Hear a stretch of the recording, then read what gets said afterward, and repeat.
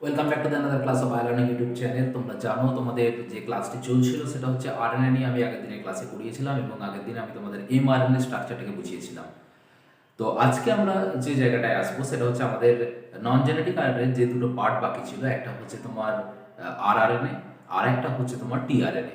তো আজকে আমরা এই আরআরএনএ এবং টিআরএনএটাকে কমপ্লিট করবো এবং এখান থেকে কী কী কোশ্চেন আছে সেই জায়গাগুলো একটু বলে দেবো এবং তার সাথে সাথে আমাদের আরএনএ বা নিউক্লিক অ্যাসিডের যে জায়গাগুলো আমি পড়িয়ে আসছিলাম, ডিএনএ এবং আরএনএ। তো আরএনএ পোর্শনটা কমপ্লিট হয়ে যাওয়ার পর আমি কিছু চলে যাব স্যাম্পল কোশ্চেন এবং তার সম্ভব উত্তরগুলো আমি কিছুটা কয়েকটা কোশ্চেনে বলে দেবো, বাকিগুলো তোমরা নিজেরাই পারবে আশা করি। তো আজকে আমাদের ভিডিওটা দুটো সেগমেন্ট থাকছে, একটা হচ্ছে তোমার থিওরিটিক্যাল পার্ট আর একটা হচ্ছে তোমাদের প্র্যাকটিস বা প্রিপারেশন পার্ট কিছুটা আমি রাখছি। তো সেখান থেকে তোমাদের কিছু কোশ্চেন বা সম্ভাব্য কী কী কোশ্চেন হতে পারে এখান থেকে এবং তাদের উত্তরগুলো কী কী হবে সেই জায়গাগুলো আমি বলে দেবো। তো আমরা বেশি সময় নষ্ট করব না। আর যারা আগের ক্লাসটা মিস করে গেছো বা যারা আগের ক্লাসটা করোনি, তাদের লিঙ্ক ডেসক্রিপশানে দেওয়া থাকবে বা তোমরা বায়োলার্নিংয়ের প্লে লিস্টে গিয়ে তোমরা দেখে নিতে পারো। বায়োমল ক্লাস 11 বলে যে চ্যাপ্টারটা আছে, যে এটা আছে তোমার প্লে লিস্টটা, সেখানে গিয়ে তোমরা এই চ্যাপ্টারের বা এই নিউক্লিক অ্যাসিড রিলেটেড যে ভিডিওগুলো বা ক্লাসগুলো যেগুলো আপলোডেড আছে সেগুলো তোমরা সহজে পেয়ে যাবে। তো চলো আমরা সময় নষ্ট না করে আমাদের ক্লাসটাকে শুরু করি। আজকে আমাদের প্রথম টপিক আমরা দিয়ে শুরু করবো, সেটা হচ্ছে আরআরএনএ। তো দেখো, প্রথমেই আমরা আরআরএনএ আর রাইবোসোমাল আরএনএর যে জায়গাটায় আসবো সেটা হচ্ছে ডেফিনেশনটা একটু দেখে নিই। দেন আমরা এর ক্যারেক্টার্সগুলো যাবো, কিছু বৈশিষ্ট্য দেখবো এবং কাজ দেখবো। স্ট্রাকচারটা সেভাবে আমরা দেখবো না বা স্ট্রাকচারটা আমাদের ক্ষেত্রে খুব একটা ইম্পর্টেন্টও নয়। সো আমরা প্রথমেই যেটা আসছে সেটা হচ্ছে ডেফিনেশন বা সংজ্ঞা কি বলছে। দেখো, বলছে যে বিশেষ আরএনএ রাইবোসোমাল প্রোটিনের সাথে যুক্ত হয়ে বা রাইবোসোমের মধ্যে যে প্রোটিন আছে সেই প্রোটিনের সাথে যুক্ত হয়ে রাইবোসোম নামক যে কোষাঙ্গাণু, যেটাকে আমরা প্রোটিন ফ্যাক্টরি বলে চিনি, সেই রাইবোসোম কোষাঙ্গাণুটাকে গঠনে সাহায্য করে।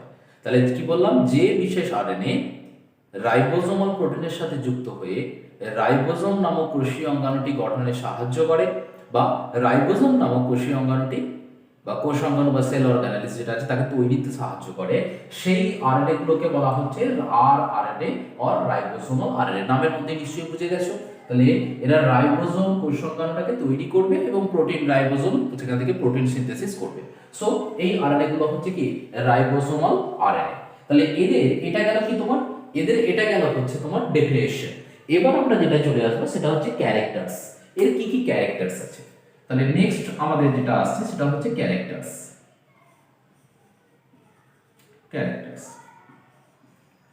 কি কি ক্যারেক্টার্স এর পাচ্ছি আমরা।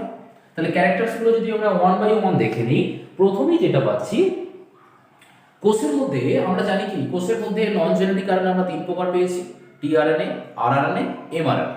এবং সবথেকে বেশি যে আরএনএটা থাকে তোমার সেটা হচ্ছে তোমার 80%, প্রায় তোমার বেশিরভাগ আরএনএটাই প্রায় 80% মোট আরএনএ। এক নম্বর যদি আমি বলি, কোষের মধ্যে তিন প্রকার সেলের মধ্যে আমরা তিন ধরনের আরএনএ দেখতে পাচ্ছি। একটা হচ্ছে এমআরএনএ, একটা হচ্ছে তোমার টিআরএনএ, আর একটা হচ্ছে তোমার আরআরএনএ।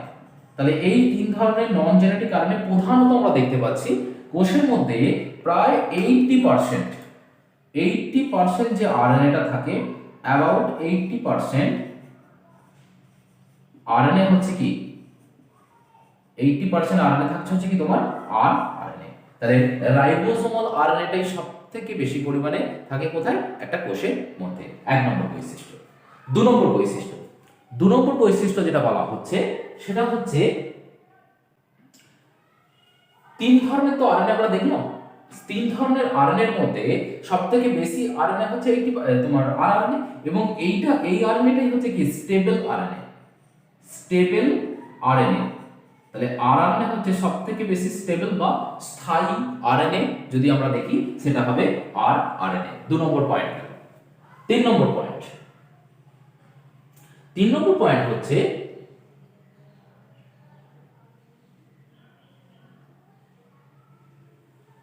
একটা কোষের মধ্যে একটা আমরা যদি রাইবোসোম দেখি, রাইবোসোমের মধ্যে দুটো পার্ট মেইনলি আমরা যদি দেখি, একটা হচ্ছে প্রোটিন পার্ট আর একটা হচ্ছে আরএনএ পার্ট। তাহলে প্রোটিন পার্ট এবং আরএনএ পার্ট এর মধ্যে আরএনএ এর মধ্যে মেইন থাকছে হচ্ছে কি আরআরএনএ রাইবোসোমাল আরএনএ কত থাকে 40 টু 60%। তাহলে নিয়ার अबाउट 40 টু 60% হচ্ছে কি রাইবোসোমের মধ্যে আরআরএনএ থাকছে, আর বাকি পার্টটা থাকছে হচ্ছে কি প্রোটিন পার্ট। তাহলে প্রোটিন পার্ট থাকছে, প্রোটিন পার্ট একটা হলো, আর তার সঙ্গে 40 থেকে 60% তোমার যেটা থাকছে আরআরএনএ অবস্থান করছে। তাহলে দেখো রাইবোসোমের মেইন যে ক্যারেক্টারগুলো আমি এখানে বললাম তোমার, এই হচ্ছে তিনটে মেইন ক্যারেক্টার এবং এই হলো তোমার আরআরএনএ ক্যারেক্টার। এখান থেকে ক্যারেক্টারের মধ্যে আমি আর বেশি যাচ্ছি না, এবার আমি চলে আসবো সেটা হচ্ছে তোমার ফাংশন। এই আরআরএনএ ফাংশনটা কি বা কি কাজটা করে মেইনলি ফাংশন। তাহলে ফাংশন দুটো বলবো আমি এখানে, কি কি ফাংশন আছে না তোমরা দেখেই বুঝতে পারছো ফাংশনগুলো কি হওয়া উচিত। তাহলে এটা কি করবে, প্রোটিন প্লাস আরএনএ তোমার যুক্ত হয়ে, এক নম্বর হচ্ছে কি প্রোটিনের সাথে প্রোটিন প্লাস আরআরএনএ এরা যুক্ত হয়ে তৈরি করছে কি তোমার রাইবোসোম সেল অর্গানেলিস। রাইবোসোম সেল অর্গানেলিস তৈরি, তাহলে রাইবোসোম তৈরিতে সাহায্য করে প্রোটিনের। তাহলে রাইবোসোম আর প্রোটিনের সাথে আরআরএনএ যুক্ত হয়ে তৈরি করে কি তোমার রাইবোসোম। দেখো এখানে আমি বলেইছি অলরেডি আরআরএনএ প্লাস প্রোটিন নিয়েই হচ্ছে তোমার কি রাইবোসোম কোষ অঙ্গাণুটা। তাহলে এক নম্বর কাজ হচ্ছে রাইবোসোম নামক কোষীয় অঙ্গাণুটি গঠনে সাহায্য করে। এবং রাইবোসোমকে কি করে না এমআরএনএ এর সাথে যুক্ত হতে সাহায্য করে, ঠিক আছে। helps to attach ribosome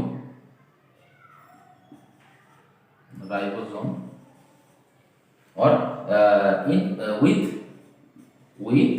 mRNA। MRNA এর সাথে যুক্ত হতে সাহায্য করছে রাইবোসোম কে না এই আরআরএনএ। তাহলে আরআরএনএ এমআরএনএ এর সাথে যুক্ত হতে তবেই তো প্রোটিন সিনথেসিস হবে। এমআরএনএ রাইবোসোম যদি এমআরএনএ এর সাথে যুক্ত হতে না পারে তাহলে কখনোই প্রোটিন সিনথেসিস হবে না। সো এই রাইবোসোমকে অ্যাটাচ হতে সাহায্য করছে কার সাথে এমআরএনএ এর সাথে। তাহলে এবং পরোক্ষভাবে ডাইরেক্টলি না হয়ে যদি ইনডাইরেক্টলি আমরা বলি তাহলে ইনডাইরেক্টলি তোমার কি করছে আরআরএনএ তোমার প্রোটিন সিনথেসিসে সাহায্য করছে। তাহলে এই হলো তোমার মোটামুটি আরআরএনএ ফাংশনগুলো। এবং প্রথমে ডেফিনেশন বলেছি, তারপরে বলেছি তোমার ক্যারেক্টারস, তিনটে ক্যারেক্টারস বলেছি, আর দুটো ফাংশন বলেছি। তাহলে এমআরএনএ থেকে এইটুকু পড়লে ক্লাস 11 বা 12 লেভেলের জন্য সাফিসিয়েন্ট। তো এমআরএনএটা আরআরএনএটা গেল। এবার আমাদের একটা পড়ে রইলো, আমরা আগের ক্লাসে কমপ্লিট করেছিলাম এমআরএনএ, আজকের ক্লাসে কমপ্লিট করলাম এই মুহূর্তে, সেটা হচ্ছে আরআরএনএ। তাহলে আমাদের বাকি থাকলো আর একটি আরএনএ, সেটা হচ্ছে টিআরএনএ। সো চলো টিআরএনএ এর ক্যারেক্টার কি এবং তার ডেফিনেশন কি বা তার মধ্যে কি কি আছে সেই জায়গাগুলো আমরা দেখে, তার ফাংশনগুলো দেখে আমরা আমাদের টিআরএনএ এর স্ট্রাকচারটাকে কমপ্লিট করব। চলো আমরা দেখে।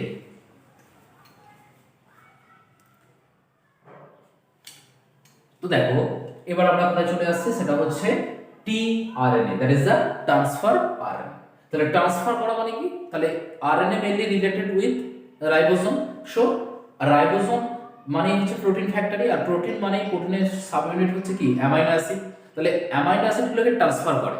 তাহলে যে আরএনএ গুলো অ্যামাইনো অ্যাসিডকে ট্রান্সফার করে এক জায়গা থেকে আরেক জায়গায় সেলের মধ্যে, তাহলে সেইগুলোকে বলা হচ্ছে কি তোমার ট্রান্সফার আরএনএ। সো ডেফিনেশনটা তাহলে সেভাবেই হওয়া উচিত না, যে আরএনএ অণু সাইটোপ্লাজমের অ্যামাইনো অ্যাসিডের ভান্ডার থেকে, তাহলে সাইটোপ্লাজমে প্রচুর পরিমাণে অ্যামাইনো অ্যাসিড রয়েছে, তাহলে সেই সাইটোপ্লাজমের অ্যামাইনো অ্যাসিডটাকে কোথায় ট্রান্সফার করবে তোমার রাইবোসোমের মধ্যে। তাহলে অ্যামাইনো অ্যাসিডের ভান্ডার থেকে অ্যামাইনো অ্যাসিড স্থানান্তরিত করে কোথায় নিয়ে যাচ্ছে, রাইবোসোমে নিয়ে আসছে।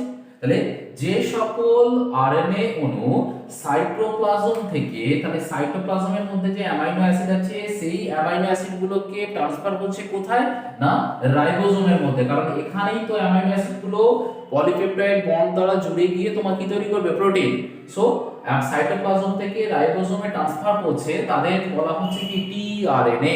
দেখো ডেফিনেশনটা দেয়া আছে, যে সকল আরএনএ অণু সাইটোপ্লাজমের অ্যামাইনো অ্যাসিড ভান্ডার থেকে অ্যামাইনো অ্যাসিডটাকে স্থানান্তরিত করে রাইবোসোমে নিয়ে আসে, তারপরে প্রোটিন সিনথেসিস হয়। তাহলে ট্রান্সফার করলো না এক স্থান থেকে আরেক স্থানে, তাহলে কোথায় সাইটোপ্লাজম টু তোমার রাইবোসোম।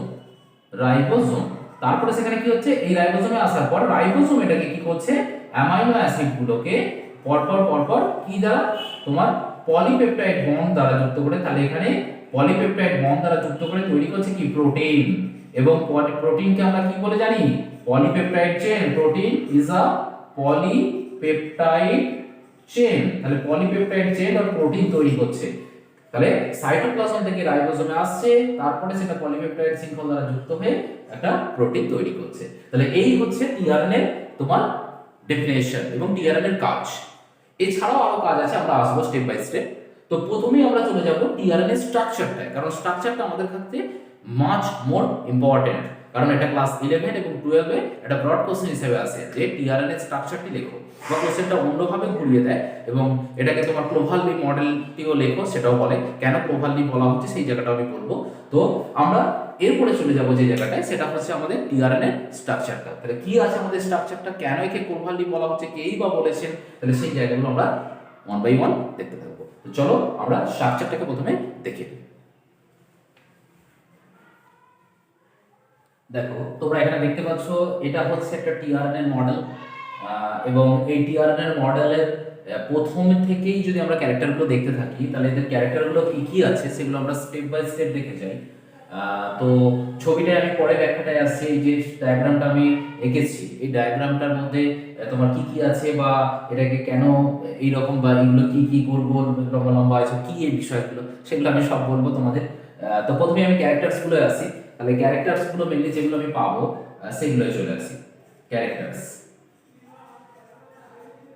কি কি ক্যারেক্টারস আছে, ক্যারেক্টারসের মধ্যে আমরা ছবিগুলো পেয়ে যাব, পুরো ছবিটাই আমাদের চলে আসবে। তো প্রথমেই যেটা দেখতে পাবো সেটা হচ্ছে তোমার তিন ধরনের যে আমরা আরএনএ পাই, সবথেকে ক্ষুদ্রতম বা স্মলেস্ট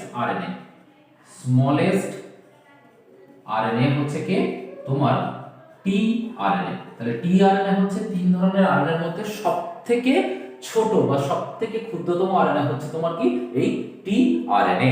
এক নম্বর ক্যারেক্টার। দু নম্বর ক্যারেক্টার হচ্ছে তোমার যেটা বলা হচ্ছে যে এই আরএনএ স্ট্রাকচারটা দেখো, এটা হচ্ছে তোমার 5 প্রাইমেট আর এটা হচ্ছে 3 প্রাইমেট। আমরা খুব ভালো করে জানি আরএনএ এর মধ্যে একতন্ত্রী হয়ে থাকে, কিন্তু কিছু কিছু ক্ষেত্রে সেটা ডাবল স্ট্র্যান্ডেড বা দ্বিতন্ত্রী হয়ে থাকে।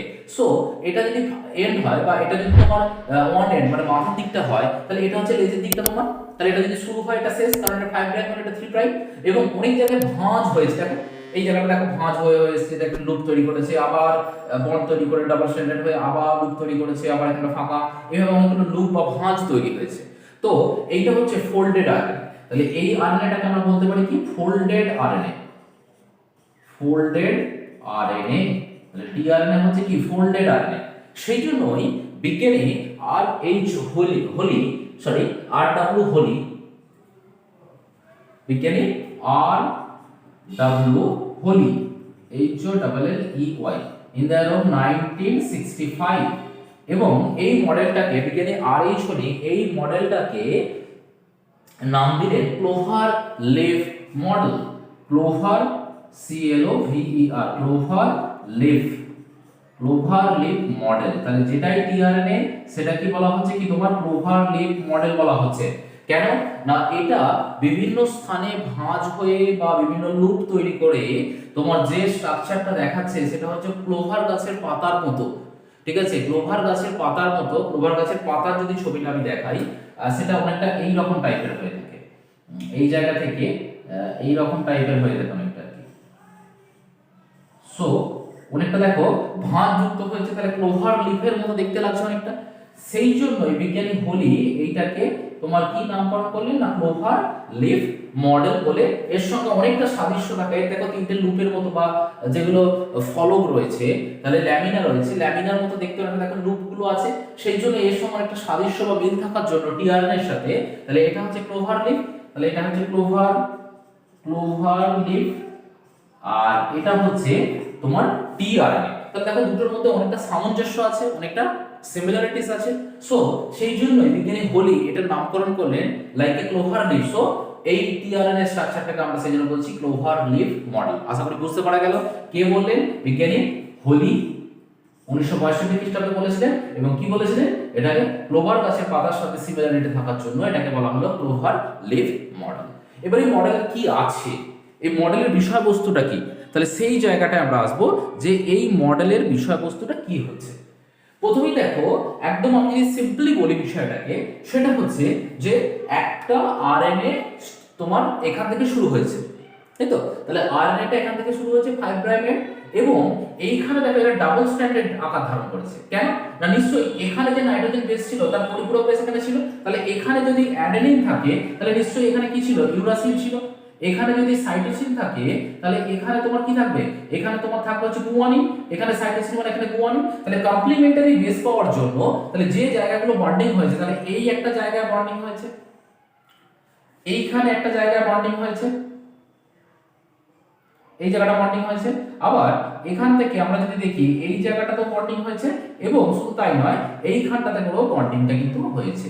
সো এই যে একটা জায়গা, এই একটা জায়গা, এই একটা জায়গা এবং এই একটা জায়গা, তাহলে যেখানে ডাবল স্ট্র্যান্ডেড হয়েছে সেগুলোকে বলা হয় স্টেম, তাই তো? তাহলে যেখানে ডাবল বন্ড হচ্ছে সেই জায়গাগুলোকে বলা হচ্ছে স্টেম।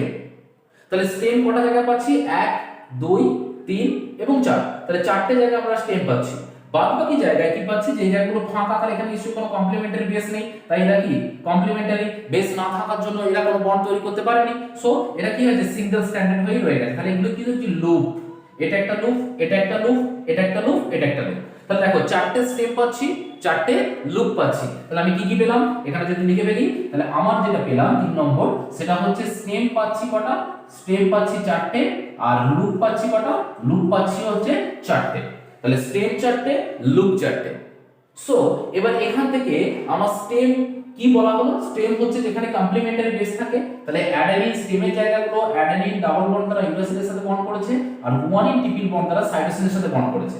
আর যেখানে তোমার বন্ড ফর্মেশন হলো না সেই জায়গাগুলো ফাঁকা রেখে গেল, সেই জায়গাগুলোকে বলা হচ্ছে লুপ, এবং প্রত্যেকটা স্টেমের নাম আছে, প্রত্যেকটা লুপের নাম আছে। আমি যদি 1 বাই 1 বলতে থাকি তাহলে প্রথমে আমি লুপগুলো বলি, এবং লুপের উপর ডিপেন্ড করি সেই লুপের যে স্টেম, তাহলে এই লুপটার যার নাম হবে এই স্টেমটা, সেটা স্টেম হয়ে যাবে। খালি এটা লুপ হলে এটা স্টেম, এটা লুপ হলে এটা স্টেম, এটা লুপ হলে এটা স্টেম। তাহলে এই স্টেমগুলো আমরা এক এক করে দেখি। দেখো তাহলে, এবং এই যে এমআরএনএটা অ্যাকচুয়ালি ছিল কি রকম, সাপোজ মনে করলাম আমি এই রকম একটা এমআরএনএ আমি পেয়েছি, তাহলে এটা হচ্ছে 5 প্রাইম, সরি এমআরএনএ না, টিআরএনএ, তাহলে এটা যদি টিআরএনএ হয়, এই টিআরএনএ এটা হচ্ছে 5 প্রাইম, কিন্তু এটা হচ্ছে 3 প্রাইম। তাহলে 5 প্রাইম এন্ড এবং 3 প্রাইম এন্ড এতটাই ভাঁজ হয়েছে, বা তোমার টিআরএনএটা এতটাই ভাঁজ হয়েছে, ভাঁজ হওয়ার জন্য 5 প্রাইম এবং 3 প্রাইম কি হয়েছে, খুব কাছাকাছি চলে এসেছে। দেখো ভালো করে লক্ষ্য করো, তাহলে এটা হচ্ছে তোমার 5 প্রাইম এন্ড, এটা হচ্ছে 3 প্রাইম এন্ড। তাহলে এক নম্বর পয়েন্ট আমরা কি পেলাম, আমাদের যদি পরে যে ক্লোভার লিপ মডেলটি তুমি লেখো, তাহলে প্রথমেই আমি লিখব যে অ্যাকর্ডিং টু বিজ্ঞানী সায়েন্টিস্ট আর.এইচ. হোলি, ঠিক আছে, looks like the similarity with clover leaf, so tRNA is also referred as, or tRNA is also known as clover leaf model by R.H. Holy। এবং কেন, তাহলে তার এবার ক্যারেক্টারগুলো কি কি, তার এগেইনস্টে আমাকে তো যুক্তি দেখাতে হবে। তো আমি যুক্তিগুলো কি কি দেখাতে পারি না, প্রথমেই হচ্ছে যে টিআরএনএ স্ট্রাকচারটা এতটাই ভাঁজ হচ্ছে, ভাঁজ হয়ে 5 প্রাইম এন্ড এবং 3 প্রাইম এন্ড একে অপরের কাছে চলে এসেছে। এক নম্বর পয়েন্ট তোমরা বই থেকে দেখে এগুলো পাবে, এটা হচ্ছে এমআরএনএ এবং টিআরএনএ কাছাকাছি। তাহলে আমি যদি লিখি এক নম্বর পয়েন্ট হচ্ছে 5 প্রাইম এন্ড আর তার সঙ্গে সঙ্গে কি থাকে 3 প্রাইম এন্ড, তাহলে দুটো কাছাকাছি অবস্থান করছে এক নম্বর। দু নম্বর হচ্ছে 5 প্রাইম এন্ড যেটা আছে সেই আর্মটা দেখো, সেই বাহুটা কি ছোট অপেক্ষাকৃত কার তুলনায়, 3 প্রাইমের তুলনায়। এবং 3 প্রাইম এন্ডে এখানে এসে কি হয়, অ্যামাইনো অ্যাসিডগুলো জোড়ে, এখানে অ্যামাইনো অ্যাসিডগুলো জুড়তে থাকে। তাহলে 3 প্রাইম এন্ডে অ্যামাইনো অ্যাসিডগুলো জোড়ে, এবং এইটাকে বলা হচ্ছে তোমার কি, এটাকে বলা হচ্ছে গ্রাহক স্টেম বা অ্যামাইনো অ্যাসিড অ্যাকসেপ্টর সাইট। তাহলে এই 3 প্রাইম এন্ডটাকে কি বলছি না, এখানে যেহেতু অ্যামাইনো অ্যাসিডগুলো এসে জুড়ছে 1 বাই 1, সো এই জায়গাটাকে 3 প্রাইম এন্ডকে বলা হচ্ছে অ্যামাইনো অ্যাসিড অ্যাকসেপ্টর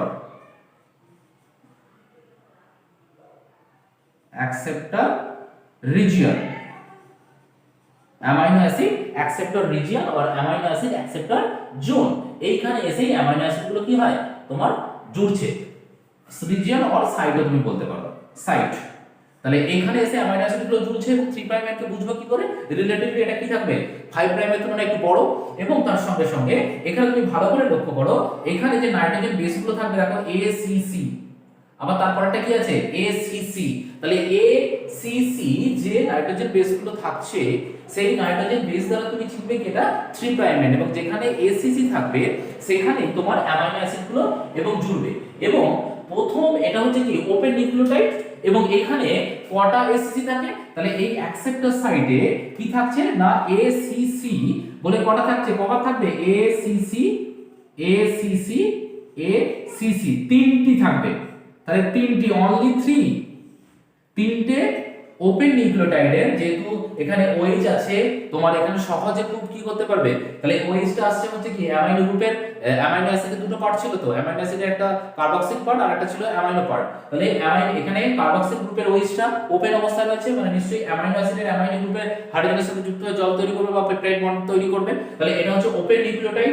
এই ওপেন নিউক্লিওটাইডে ACC তিনটে বন্ড বা তাহলে তিনটে নিউক্লিওটাইড বা কোডনও তুমি বলতে পারো, পরপর কিন্তু তিনটে ACC থাকবে, তখনই বুঝতে হবে এটা হচ্ছে কি তোমার 3 প্রাইম এন্ডে ইন্ডিকেট করছে, এবং এখানেই অ্যামাইনো অ্যাসিডগুলো এসে 1 বাই 1 জুড়ছে। তাহলে এটা গেল 2 নম্বর পয়েন্ট।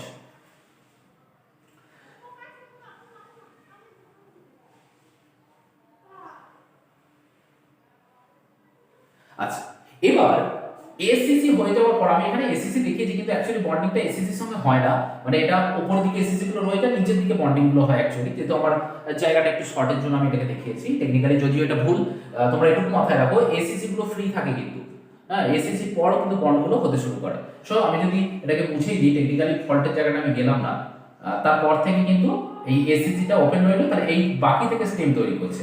সো এখান থেকে পরবর্তী যে অংশটা যেটা কি করলো, পরবর্তী যে অংশটা যেটা হচ্ছে তোমার শুধুমাত্র বন্ড ফর্মেশন করছে, কারণ কি কমপ্লিমেন্টারি বেস পাওয়ার জন্য, কমপ্লিমেন্টারি বেস যদি এখানে মনে করো আছে তোমার ইউ, এখানে থাকবে তোমার হচ্ছে তোমার এ, এখানে যদি থাকে গুয়ানিন, এখানে থাকবে সাইটোসিন, এখানে যদি সাইটোসিন থাকে এখানে থাকবে হচ্ছে তোমার গুয়ানিন, তাহলে এই যে বন্ড কমপ্লিমেন্টারি বেস পেয়ার পাওয়ার জন্য যেহেতু কাছাকাছি অবস্থান করছে, তাহলে কেন কাছাকাছি না কমপ্লিমেন্টারি বেস থাকার জন্য কি হচ্ছে ডাবল স্ট্র্যান্ড, আমি আগেই বলেছিলাম যেখানে কমপ্লিমেন্টারি বেস থাকবে সেখানে ডিএনএ গুলো এই আরএনএটা কি হবে একপ্রান্তিক হওয়া সত্ত্বেও তারা বিপরীত বা পরিপূরক বা কমপ্লিমেন্টারি বেসের সাথে বন্ড ফর্মেশন করবে, হাইড্রোজেন বন্ড, যেটাকে বলা হয়েছিল কি তোমার Watson Crick base pairing principle, DNA double helix মডেলে বলেছিলাম। তাহলে নিশ্চয়ই এখানে কমপ্লিমেন্টারি বেস পেয়েছিল বলে এরা কি জায়গা পরিসংখ্যান জুড়ে গেছে, এইগুলোকে বলা হচ্ছে কি স্টেম। তাহলে 3 নম্বর পয়েন্ট যেটা এলো সেটা হচ্ছে স্টেম। কটা স্টেম থাকে, 4টি স্টেম থাকে, আমি ডান দিকে দেখো লিখেছি 4টি স্টেম থাকে। তাহলে এই স্টেম গুলো কি কি না, এই স্টেম গুলো হচ্ছে তোমার প্রথমটাকে বলা হয় গ্রাহক স্টেম বা রিসেপ্টর স্টেম বা অ্যাকসেপ্টর স্টেম। তাহলে এই জায়গাটাকে বলা হচ্ছে কি তোমার, এই জায়গাটাকে বলা হচ্ছে অ্যাকসেপ্টর স্টেম। তাহলে এই পোরশনটা হলো অ্যাকসেপ্টর স্টেম, এটা একটা স্টেম গেল। তারপরে আরেকটা স্টেম আছে এই লুপের সাথে আরেকটা দেখো স্টেম আছে, এই স্টেমটাকে বলা হচ্ছে তোমার কি অ্যাকসেপ্টর স্টেমের পর যেটাকে বলা হচ্ছে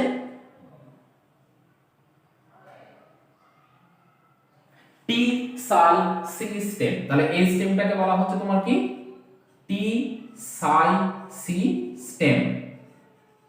আচ্ছা, তারপরে এখানে দেখো এই যে স্টেমটা রয়েছে এই লুপের সাথে সেটাকে তোমার বলা হচ্ছে যেটা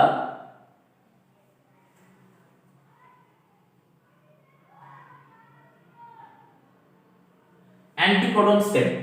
তাহলে এই স্টেমটা হচ্ছে অ্যান্টিকোডন স্টেম, কারণ এগুলো লুপের উপর ডিপেন্ড করে নামগুলো হয় অ্যান্টিকোডন স্টেম। আর এখানে দেখো একটা স্টেম আছে, এই স্টেমটাকে বলা হচ্ছে ডি স্টেম, ডি স্টেম। তাহলে দেখো 4টে স্টেম পেলাম। তাহলে 4টে স্টেম কি কি পেলাম, একটা পেয়েছি দেখো তোমার এখানে অ্যাকসেপ্টর স্টেম। তাহলে এই স্টেমটার নাম হচ্ছে অ্যাকসেপ্টর, কারণ এখানে গ্রাহক অঞ্চল এখানে অ্যামাইনো অ্যাসিড যুক্ত হচ্ছে, তাহলে এটা হচ্ছে কি অ্যাকসেপ্টর স্টেম। এই স্টেমটাকে বলা হচ্ছে টি সাই সি স্টেম, এই স্টেমটা হচ্ছে তোমার অ্যান্টিকোডন স্টেম, আর এই স্টেমটাকে বলা হচ্ছে ডি স্টেম। এবার তাহলে স্টেম গুলো গেল, এরা কি করেছে এই জায়গাগুলো ডাবল বন্ডেড হয়ে গেছে। তাহলে স্টেমের জায়গাটা মানে স্টেম মানে কি ডিএস আরএনএ হয়ে যাচ্ছে, ডাবল স্ট্র্যান্ডেড আরএনএ হয়ে যাচ্ছে। আর যেটা লুপ আছে তাহলে 4 নম্বরে আমি আসবো হচ্ছে লুপ। এখানেও লুপের সংখ্যাটা আমি 4টে পাবো। তাহলে লুপের সংখ্যা মানে কি, এখানে কোনো কমপ্লিমেন্টারি বেস থাকেনি, তাহলে কমপ্লিমেন্টারি বেস না থাকার জন্য এখানে আরএনএটা কি হয়েছে, লুপ ফরমেশন বা ফাঁকা রয়ে গেছে, that is a single standard RNA. তাহলে আরএনএ স্টেমের জায়গাগুলো ডাবল স্ট্যান্ডার্ড হয়েছে আর লুপের জায়গাগুলো হয়েছে কি single standard or SS RNA. এবার স্টেমগুলোর নাম কি কি না, বেসের উপর ডিপেন্ড করে এদের নামগুলো করা হচ্ছে। প্রথমেই যে লুপটা আছে এই লুপটাকে আমরা বলবো 4 নম্বর আমাদের যে লুপটা আসবো সেটা হচ্ছে প্রথমেই সেটা হচ্ছে টি সাই সি। এবং এখানে দেখো তোমার যে নাইট্রোজেন বেসগুলো আছে সেটা কিছুটা অস্বাভাবিক নাইট্রোজেন বেস, কারণ এমআরএনএ এই টিআরএনএ তে কিছু নাইট্রোজেন বেস থাকে যেগুলো কি অস্বাভাবিক, মানে যেটা ন্যাচারালি থাকা কথা নয় কিন্তু সেগুলো থাকে। সেই জন্য এই লুপটাকে বলা হচ্ছে, এই লুপটার নাম টি সাই সি লুপ। দেখো সেই অনুসারে নাম হচ্ছে কি টি সাই সি স্টেম। তারপরের যে লুপটা আছে দেখো বড় লুপের পর এটা একটা ছোট্ট লুপ আছে এবং এই ছোট্ট লুপটা এর নাইট্রোজেন বেসের সংখ্যা ভ্যারি করতে পারে, কখনো কম হয় কখনো বেশি হয়। সো এই লুপটাকে বলা হচ্ছে ভ্যারিয়েবল লুপ। এই লুপটাকে কি বলছি, পরিবর্তনশীল লুপ বা এটাকে বলা হচ্ছে ভ্যারিয়েবল লুপ। ভ্যারিয়েবল লুপ, কারণ এর নাইট্রোজেন বেসের সংখ্যা কখনো বাড়তে পারে বা কখনো কমতে পারে বা কম বেশি হতে পারে। সো এটা বড়ও হতে পারে আবার ছোটও হতে পারে। সো সেগুলো ভেরিয়েট করছে, ভেরিয়েশন হচ্ছে। সো সেগুলো এটাকে বলা হচ্ছে ভেরিয়েবল লুপ। তারপরে অ্যান্টিকোডন লুপের পর এই যে লুপ, এই অ্যান্টিকোডন স্টেমের পরবর্তী যে লুপটা আছে সেখানে অ্যান্টিকোডন থাকার জন্য এই লুপটাকে নাম দেওয়া হচ্ছে অ্যান্টিকোডন লুপ। তাহলে এই লুপটাকে বলা হচ্ছে কি অ্যান্টিকোডন লুপ। কোডনের বিপরীত অ্যান্টিকোডন লুপ। তারপরে চলে আসছে কি, তারপরে যেটা ডি স্টেম এবং এই লুপটাকে বলা হচ্ছে ডিএইচইউ লুপ। এই লুপটাকে বলা হচ্ছে ডিএইচইউ লুপ। তাহলে দেখো 4টে লুপ গেল, তাহলে 4টে লুপ 4টে স্টেম। তাহলে প্রথমে এবার এই জায়গাগুলো বলি, এই জায়গাগুলো যদি এক এক করে আসি, প্রথমেরটা হচ্ছে টি সাই সি লুপ, তারপরটা ভেরিয়েবল লুপ, তারপরটা অ্যান্টিকোডন লুপ, তারপরটা হচ্ছে তোমার যেটা বলা হচ্ছে ডিএইচইউ লুপ। এবার এখানে টি সাই সি এর পুরো এখানে দেখো বলে দিই যে ভেরিয়েবল লুপের এই টি সাই সি লুপ ছিল, সেখানে তোমার 3টে নাইট্রোজেন বেস ছিল, অস্বাভাবিক নাইট্রোজেন বেস। সেটা হচ্ছে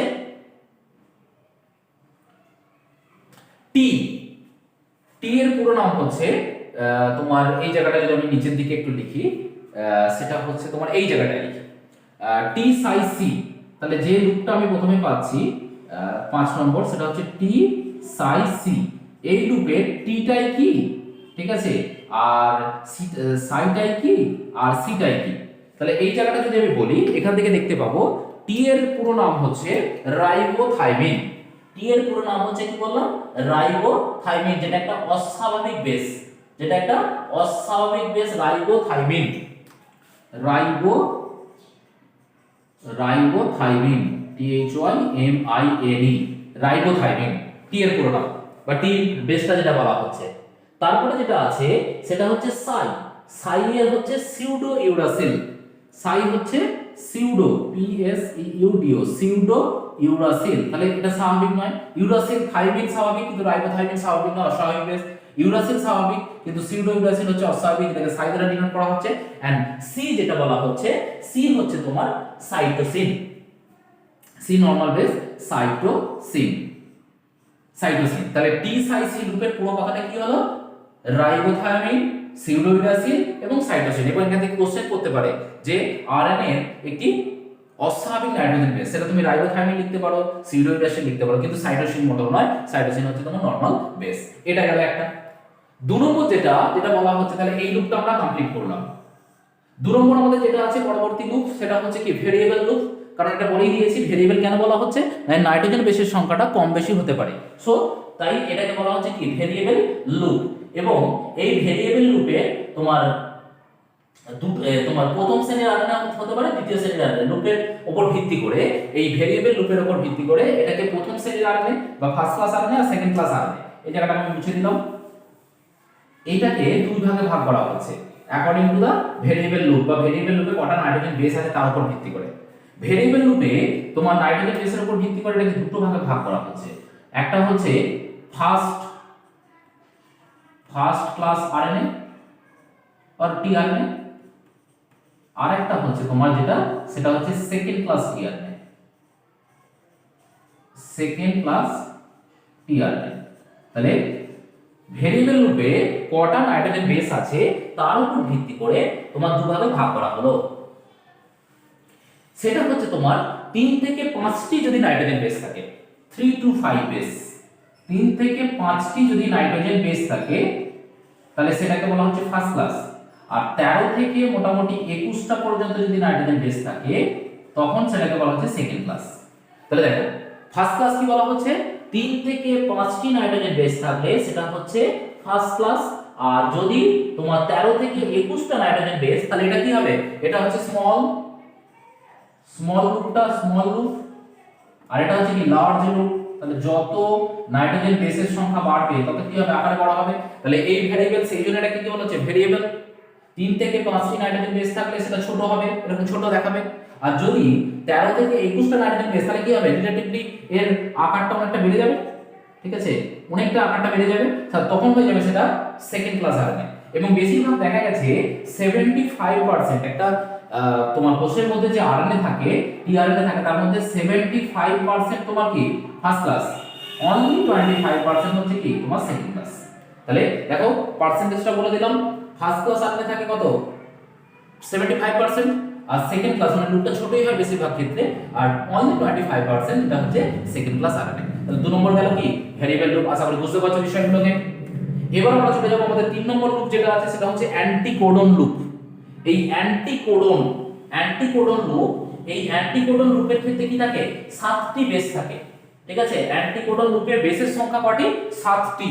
তাহলে দেখো অ্যান্টিকোডন লুপে নাইট্রোজেন বেস থাকে 7 নাইট্রোজেন বেসেস আর 7 নাইট্রোজেন বেস। এবং যদি তুমি দেখে নাও 7টা আছে কিনা, 1টা 2টো 3টে 4টে 5টা 6টা 7টা। তাহলে দেখো 7টা নাইট্রোজেন বেস থাকে, যার মধ্যে এই নিচের তিনটিকে বলা হচ্ছে তোমার কি অ্যান্টিকোডন বেস। অ্যান্টিকোডন এরা কি করে অ্যান্টিকোডন রূপে কাজ করে। তাহলে অ্যান্টিকোডন মানে কি কোডনের বিপরীত যেটা, তাহলে কোডনের বিপরীত কোডন, CODON কোডন। তাহলে কোডনের উল্টো কি হলে হবে নোডক, NODOC, that is anticodon. Anticodon class 12 ছেলেরা বা যারা আছো স্টুডেন্ট 12 তারা খুব ভালো করেই জানো কোডন তোমাদের পড়া হয়েছে।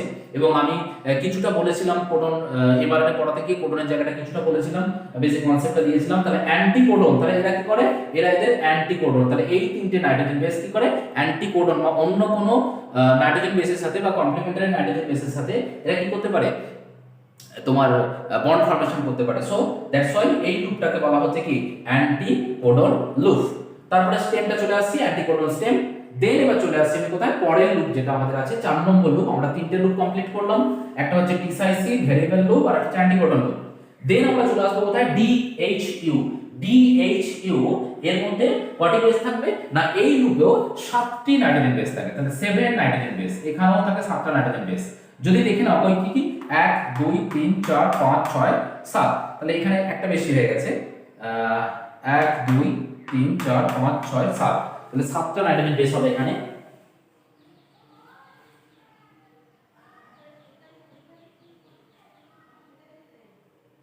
জি ও ঠিকই আছে, এখানে আমার আঁকতে একটু ভুল হয়েছে। এই জায়গাটায় এই জায়গাটা হবে তোমার একটা ফাঁকা থাকবে,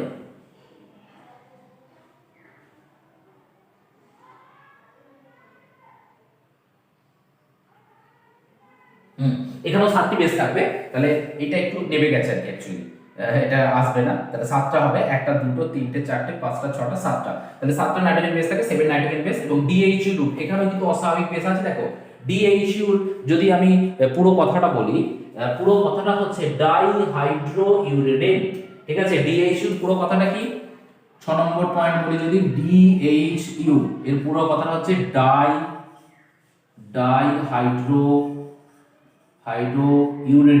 ইউরিডিন। তাহলে এর DHU পুরো কথা হচ্ছে ডাইহাইড্রোইউরেডিন নামে একটি অস্বাভাবিক বেস। তাহলে এটাও হচ্ছে কি অ্যাবনরমাল বেস। তাহলে এই অ্যাবনরমাল বেস, তাহলে এটা হচ্ছে তোমার DHU। তাহলে DHU লুপ এবং এই স্টেমটাকে DHU স্টেম অর ডি স্টেমও বলা হচ্ছে। তাহলে দেখো মোটামুটি পুরো স্ট্রাকচারটা কিন্তু কমপ্লিট হলো। তোমার এবার এখান থেকে আমরা যদি দেখি, তাহলে তোমার আরএনএ টিআরএনএ কে যদি দেখা যায়, তাহলে কটি নাইট্রোজেন কটি অস্বাভাবিক বেস থাকে না, এখানে অস্বাভাবিক বেস থাকে। তাহলে অ্যাবনর্মাল বেস টিআরএনএ এর মধ্যে, অ্যাবনর্মাল বেস টিআরএনএ এর মধ্যে থাকে 7 থেকে 15টি, 7 থেকে 15টি অ্যাবনর্মাল বেস থাকছে। যার মধ্যে দেখো বলেছি আমি রাইবোথাইমিন, সিউডোইরাসিন, সাইটোসিন, ডাইহাইড্রোইউরিডিন, এছাড়াও তুমি পাবে হচ্ছে তোমার মিথাইল অ্যামাইনোপিউরিন, মিথাইল গুয়ানিন, ইনোসিনিক অ্যাসিড, এরকম অনেক নাইট্রোজেন বেস যেগুলো কি অ্যাবনর্মাল বেস। এখান থেকে শর্ট কোশ্চেন পড়ে, যে বিশেষ করে 11 এবং 12 এর ক্ষেত্রে শর্ট কোশ্চেন পড়তে পারে এখান থেকে, যে টিআরএনএ এর দুটি অস্বাভাবিক বেসের নাম লেখো। তাহলে মোটামুটি দেখা গেল এইটা হচ্ছে তোমার টোটাল এমআরএনএ স্ট্রাকচার। তোমরা বই ধরলে পরপর পয়েন্টগুলো পেয়ে যাবে, এবং এইটা হচ্ছে আশা করি তোমরা বুঝতে পেরেছো পুরো বিষয়টা। এবং এইটা পুরোটাই একটা কোশ্চেন আছে, যে ক্লোভার পত্র মডেলটি বা ক্লোভার লিপ মডেলটি, বিজ্ঞানী হলিপ দেওয়া ক্লোভার লিপ মডেলটি বর্ণনা করো। তাহলে বর্ণনা করতে গেলে তোমাকে পুরো ছবিটা এঁকে পুরো বিষয়গুলোকে বোঝাতে হবে। আশা করি বুঝতে পেরেছো কেন লুপ তৈরি হচ্ছে, কেন স্টেম হচ্ছে, কখন ডাবল স্ট্যান্ডার্ড হচ্ছে, কখন আরএনএ স্ট্যান্ড হচ্ছে, সিঙ্গেল স্ট্যান্ডার্ড হচ্ছে, কোন জায়গাটায় এসে তোমার অ্যামাইনো অ্যাসিডগুলো যুক্ত হচ্ছে, কিভাবে যুক্ত হচ্ছে। দেখো আশা করি আমি ক্লিয়ার করতে পেরেছি। যাদের কোনো সমস্যা থাকবে তোমরা ফার্দার আমাকে কোশ্চেন করতে পারো, আমি চেষ্টা করবো তার উত্তর যথারীতি দেওয়ার, এবং তোমাদের কাছে বিষয়টাকে আরো যে জায়গাটা বুঝতে পারবে সেটাকে সহজ করে দেওয়ার। তো ভালো করে দেখো, বইয়ে পাবে। তো এইটা ছিল আমাদের টিআরএনএ এর স্ট্রাকচার। এবার যদি আমরা চলে আসি টিআরএনএ এর ফাংশনটা, টিআরএনএ মেইনলি কাজটা কি করে, তাহলে আমাদের টিআরএনএ টা কমপ্লিট হবে বা আরএনএ টা আমাদের কমপ্লিট হবে। তো চলো আমরা টিআরএনএ এর কাজটা দেখে নিই। আচ্ছা, যদি আমরা এর ফাংশনটাকে দেখে নিই ছোট করে, ফাংশনটা খুব একটা বেশি নয়। সেটা হচ্ছে কি অ্যামাইনো অ্যাসিড, এক নম্বর হচ্ছে অ্যামাইনো অ্যাসিড ট্রান্সফার, আগেই বলেছি ট্রান্সফার। আর 2 নম্বর হচ্ছে কি indirectly protein synthesis, protein synthesis. তাহলে দেখো এই হচ্ছে তোমার দুটো ফাংশন, যেটা কি করে না তোমার অ্যামাইনো অ্যাসিড ট্রান্সফার করে এবং প্রোটিন সিনথেসিস সাহায্য করে। তাহলে মোটামুটি দেখো আমাদের টোটাল নিউক্লিক অ্যাসিডের যে পার্টটা ছিল, ডিএনএ টা অলরেডি কমপ্লিট হয়ে গেছে, আরএনএ টা আমি আজকে কমপ্লিট করলাম। এবং এটা মোস্ট ইম্পর্টেন্ট একটা স্ট্রাকচার, বিশেষ করে 11 এর তুলনায় 12 এর ছেলেদের ক্ষেত্রে, যারা 12 এর স্টুডেন্ট আছো, যারা ক্লাসটি ফলো করছো, তাদের ক্ষেত্রে খুব ইম্পর্টেন্ট একটা জায়গা। সেটা হচ্ছে স্ট্রাকচার অফ টিআরএনএ। সো আশা করছি বুঝতে পেরেছো সবাই। এবং এরপরে আমরা যে জায়গাটায় চলে আসবো, আমাদের থিওরিক্যাল পার্ট আজকের ক্লাসে এই পর্যন্তই শেষ করলাম, এবং আমার নিউক্লিক অ্যাসিড কমপ্লিট হলো। এবার আমি কিছু কোশ্চেন অ্যানসার, কিছু স্যাম্পল কোশ্চেন অ্যানসার, সেই জায়গাগুলো দিয়ে আমি আমার এই টপিকটাকে শেষ করব, এবং এটাই হবে এই টপিকের নিউক্লিক অ্যাসিডের লাস্ট ক্লাস। পরবর্তী ক্লাসে আমি কোনো একটা নতুন টপিক নিয়ে আলোচনা শুরু করব। তো চলো আমাদের স্যাম্পল কোশ্চেন কি কি আছে বা সম্ভাব্য কি কি কোশ্চেন এখান থেকে আসে সেই জায়গাগুলো একটু দেখে নিই। Let's go. তো দেখো, আমি এখানে কিছু স্যাম্পল কোশ্চেন দিয়েছি তোমাদের ফাইনালের জন্য। এর বাইরেও থাকতে পারে, আমি কয়েকটা কোশ্চেন জাস্ট তোমাদের বলেছি। এবং দেখো তোমরা অন্যান্য বই থেকে প্র্যাকটিস করো, বা অন্যান্য যে কোশ্চেন পেপারগুলো তোমরা পাবে সেখান থেকে তোমরা দেখতে পারো যে কি ধরনের কোশ্চেন আসছে। আশা করছি এর বাইরে থেকে তোমাদের কিছু আটকাবে না। আর যদি কিছু আটকেও থাকে বা যদি কোনো বুঝতে অসুবিধা থাকে, সেগুলো অবভিয়াসলি তোমরা কমেন্ট করতে পারো বা পার্সোনালি বা জানাতে পারো, আমি নিশ্চয়ই তোমাদের উত্তর দেবো। তো এখান থেকে আমি যে কয়েকটা কোশ্চেন লিখেছি বা যে কোশ্চেন কয়েকটা দিয়েছি, সেই জায়গাগুলো একটু যদি আসি। প্রথমেই দেখো এমসিকিউ বা মার্কস সমানের আমি অপশানগুলো আর লিখিনি, কারণ একটু সময়ের ব্যাপার আছে।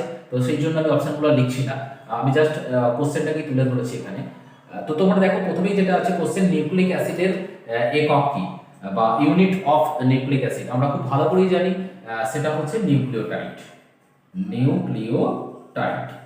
এবং সেটা ডিএনএ এর ক্ষেত্রে হলে কি হবে, ডিঅক্সিরাইবোনিউক্লিওটাইড, আরএনএ এর ক্ষেত্রে হলে হবে রাইবোনিউক্লিওটাইড। প্রথম কোশ্চেন। তারপরে বলা হচ্ছে কি চারবক্সের সূত্রটি লেখো। চারবক্সের সূত্র পড়িয়েছিলাম ডিএনএ ডাবল হেলিক্স মডেল পড়াতে গিয়ে, যেখানে বলেছিলাম পিউরিন যতগুলো থাকবে সমান সমান কি থাকবে, পিরিমিডিন। তাহলে এখান থেকে আমরা যদি সূত্রটাকে দেখি, তাহলে পিউরিন কি আছে, adenine plus guanine equal to thymine plus cytosine. তাহলে যতগুলো অ্যাডেনিন থাকবে ঠিক ততগুলো গুয়ানিন থাকবে, অ্যাডেনিন এবং গুয়ানিনের সংখ্যাটা সমান হবে, আর থাইমিন প্লাস সাইটোসিনের সংখ্যাটা সমান হবে। তো এটা হচ্ছে একটা বিষয়। এরপরে হচ্ছে তোমার কোন প্রকার আরএনএ ক্লোভার লিঙ্ক গঠন দেখায়, এটা আজকেই আমরা পড়লাম, অবভিয়াসলি সেটা হবে টিআরএনএ, ট্রান্সফার আরএনএ। তারপরে বলেছে 4 নম্বর কোশ্চেন, ডিঅক্সিরাইবোজ সুগারের কোন কার্বন পরমাণুতে O2 অনুপস্থিত থাকে। তাহলে আমরা যদি ছবিটাকে আরেকবার রিমাইন্ড করে নিই, আমাদের রাইবোজের স্ট্রাকচার রেখেছিলাম আমরা, ডিঅক্সিরাইবোজের স্ট্রাকচার রেখেছিলাম। এখানে ছিল হাইড্রোজেন, এখানে ছিল OH, এটা হচ্ছে hydrogen, hydrogen OH, hydrogen CH2OH। তাহলে দেখো এই যে 2 নম্বর কার্বন পজিশন 1 2 3 4 এন্ড 5, তাহলে 2 নম্বর কার্বন C2 তে কি নেই, অক্সিজেন নেই। এটা রাইবোজের ক্ষেত্রে কি অক্সিজেন থাকে, তাহলে এখানে উত্তরটা কত হবে, এখানে উত্তরটা হবে C2, 2 নম্বর কার্বন পজিশনে তোমার হাইড্রোজেন এই অক্সিজেন অনুপস্থিত থাকে। তাহলে ভাবো এক তো এটা আমি বলেছিলাম মিড লেভেলের কোশ্চেন, কিন্তু দেখো তোমাকে এইচএস লেভেলেও বা ক্লাস 11 বা 12 এর কিন্তু এই কোশ্চেনগুলো কিন্তু দিচ্ছে। সো তোমাদের একটু ডিটেইলসে গিয়ে পড়তে হবে। এরপরে দেখো 23টি বেস পেয়ার যুক্ত ডিএনএ দৈর্ঘ্য কত, সেটা বলা হয়েছিল যে দুটো বেস পেয়ারের মধ্যে দূরত্ব হচ্ছে 3.4 অ্যাংস্ট্রম ইনটু 23, সম্ভবত 78.2 এরকম কিছু একটা আসবে। এটা মাল্টিপ্লাই করলেই তোমরা উত্তরটা পেয়ে যাবে, এবং এটা আমি করে দিয়েছিলাম আগে। তারপর বলছে দেখো ডিএনএ প্রতিটি বেস পেয়ারের দূরত্ব এই মাত্র তো হলো 3.4 অ্যাংস্ট্রম, খুব সহজেই পেয়ে যাবে। কারণ একটা টোটাল 10টা বেস পেয়ার থাকলে তার দূরত্ব কত, 34 অ্যাংস্ট্রম পার 10 বিপি। 10টা বেস পেয়ারের দূরত্ব হচ্ছে 34 অ্যাংস্ট্রম, তাহলে একটা হবে 3.4 অ্যাংস্ট্রম। এর গেল কি শর্ট কোশ্চেন বা এমসিকিউ টাইপের যেগুলো আসতে পারে সেগুলো। এবার আসছে যেটা 2 মার্কসের কোশ্চেন, যেটা সেটা দেখো, এটা একদম কবে পড়েছিল দেখো 17তে, 11 ফাইনাল 17তে এই কোশ্চেনটা পড়েছিল। সেটা হচ্ছে নিউক্লিওটাইড কি এবং এর সাথে নিউক্লিওটাইডের সম্পর্ক। এবং আমরা খুব ভালো করে জানি nucleotide equal to base plus phosphate plus sugar, এই তিনটা হচ্ছে নিউক্লিওটাইড। আর এখান থেকে ফসফেটটা বাদ দিলে সেটা হচ্ছে কি নিউক্লিওসাইড। এবং এর পার্থক্য কি, নিউক্লিওটাইডের মধ্যে ফসফেট থাকে, নিউক্লিওসাইডের মধ্যে ফসফেট থাকে না। তাহলে এটা খুব সহজেই 2 মার্কস ক্যারি করা যাবে এখান থেকে তোমার 1+1। 2 নম্বর হচ্ছে জেনেটিক এবং নন জেনেটিক কারণের কি, তাহলে আমরা অলরেডি পড়েছি টিএমবি এর ক্ষেত্রে বা এইচআইভি এর ক্ষেত্রে সেগুলো হচ্ছে কি জেনেটিক কারণে, আর non genetic tRNA mRNA RNA. এবং উদাহরণ খুব সহজে আমরা উদাহরণ দিতে পারবো। 5 মার্কসের কোশ্চেন যেটা ব্রড কোশ্চেন হিসেবে বলেছিলাম, দেখো সেখান থেকে পড়ছে DNA double helix model by Watson and Crick, সেটা হচ্ছে 15 সালে এটা পড়েছিল। দেখো তারপর কিন্তু আর পড়েনি। 15 সালে পড়েছিল ডিএনএ ডাবল হেলিক্স মডেল বর্ণনা করো, তাহলে ডিএনএ যে দ্বিতীয়টি নকশা যেটা পড়েছিলাম আমরা সেটা দেখবো। আর আজকে যেটা বললাম টিআরএনএ এর চিত্র সহ গঠন বর্ণনা করো, ক্লোভারলি মডেল, সেটা দেখো 5 মার্কসের এসেছে। তাহলে এটা 5 মার্কসের কোশ্চেনে কিন্তু এই দুটো কোশ্চেন দেওয়ার সম্ভাবনা থাকে। আমি যখন ডিএনএ ডাবল হেলিক্স মডেল পড়াছিলাম তখনও বলেছিলাম এটা ব্রড কোশ্চেন হিসেবে পড়ে, এবং তাতে কিন্তু শর্ট কোশ্চেন পড়ে। আর তার সঙ্গে সঙ্গে টিআরএনএ যখন পড়ালাম তখনও বললাম এটা ব্রড কোশ্চেন হিসেবেই আসে। সো তাহলে মোটামুটি আমি কয়েকটা স্যাম্পল কোশ্চেন দিয়েছি, এর বাইরেও তোমরা অনেক কোশ্চেন পাবে, সেগুলো তোমরা সলভ করবে। তো আশা করছি তোমাদের ক্লাসটি যদি উপকারে লাগে, তোমাদের যদি ভালো লেগে থাকে, তাহলে সেটা প্লিজ শেয়ার করো। এবং যারা এখনো চ্যানেলটিকে সাবস্ক্রাইব করোনি তারা সাবস্ক্রাইব করো, আর যারা করেছো তাদের অসংখ্য ধন্যবাদ জানাই। আর যারা ফলো করে যাচ্ছ ক্লাসটিকে, তো তারা যারা আগে থেকে পড়ছো তাদের জন্য অসংখ্য ধন্যবাদ। আর যারা নতুন ফলো করছো ক্লাসটি, তো তারা প্লে লিস্টে গেলে বাকি ক্লাসগুলো পেয়ে যাবে। এবং শুধু তাই নয়, ক্লাস 11 এবং 12 এর যারা স্টুডেন্ট আছো তারা প্লে লিস্টে গিয়ে তোমাদের ক্লাস চ্যাপ্টার ওয়াইজ এগুলো ভাগ করে দেওয়া আছে, তো তোমরা সেখান থেকে তোমাদের অন্যান্য ক্লাসগুলো তোমরা ফলো করতে পারো। তো চ্যানেলটিকে এখনো পর্যন্ত যারা সাবস্ক্রাইব করোনি তারা অবভিয়াসলি সাবস্ক্রাইব করে দাও। তো আজকের ক্লাসটা আমরা এই পর্যন্তই শেষ করলাম, ইভেন এই টপিকটা আমরা এখানেই শেষ করলাম। পরের দিনে আমরা পরের টপিকে যাব বা নতুন টপিকে যাব। তো আজকের ক্লাসটা এই পর্যন্ত থাকলো। That's all for the day. Have a nice day. Thank you.